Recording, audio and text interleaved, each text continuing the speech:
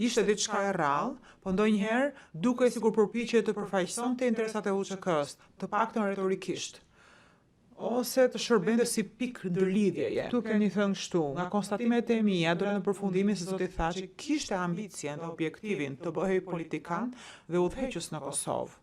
Edhe ai e dinte se duhet të bashkëpunonte me Unikun për ta realizuar këtë. Donë se fillimisht shërbeu si një ur lidhse për interesat e UÇK-s, vlen të thuhet se këto raste shërbyen, sepse ai përfundimisht përfundoi, do të thënë pati një qëndrim legjitim dhe i shërbeu të drejtave të tij. Më pas keni thënë, shpresoj të trajtojmë disa nga rastet se si zoti Thaçi dukej se advokonte në emër të atyre që ishin persona me interes apo kryesor në UÇK. Tani pyetja ime është kjo. A mund na jepni disa këto rastet konkrete që i keni thënë dje prokurorja kundërshtoi? Kjo është për te fush veprimit tim. Unë nuk diskutova konkretisht këtë pjesë të deklaratës me dëshmitarin. Sa i takon atij që paska qenë urlidhse. Nëse lejohet avokati të bëj pyetje të këtij lloji, atëherë unë do bëj pyetje të më të tjeshme. Misheti që kundërshtoi. Unë do t'i bëj pyetje sepse prokuroria konkretisht ka diskutuar takimin e zotit Thaçi me generalin Jackson. Besoj se dje, apo të paktën këto 2 ditë që kam qenë këtu, kemi parë një dokument që zoti Thaçi ja kishte dërguar Bernard Kushner, ku kërkonte armë për disa persona të UÇK-s, ish antar të UÇK-s. Dhe ne dinim që në atë kohë, se të paktën pas mendimit tonë, kjo nuk duhet të ndodhte.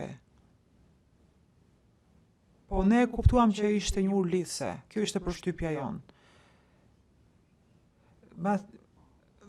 Po kryen të detyrën që ja kishin kërkuar të tjerët.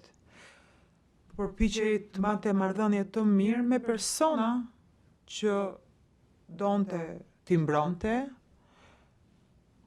edhe nuk donte t'i mërziste ka persona.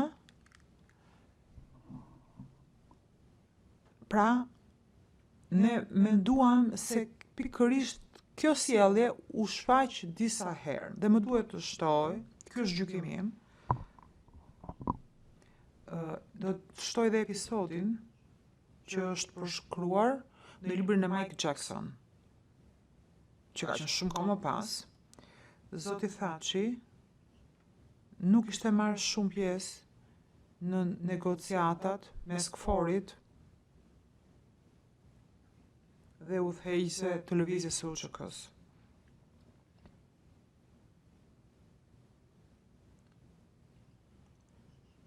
Dhe nuk më befason që ai e ndjente nevojën që ai të bënte të qartë për krahun e tij të fortë.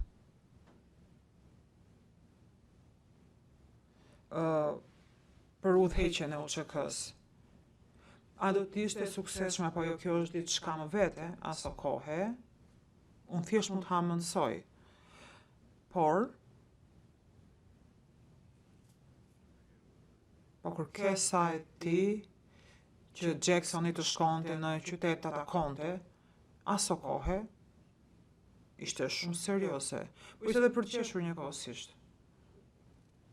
Po ky ishte një djalë i ri që po përpiqej të ishte i suksesshëm. Ishte një situatë dhe ai në të cilën ai s'kishte fare përvojë. Ne nuk u befasuam as pak për këtë. Ai përpiqej të pozicionohej pra. Dhe duhet të shtoj dhe histori që nuk e kam ditur asa kohe,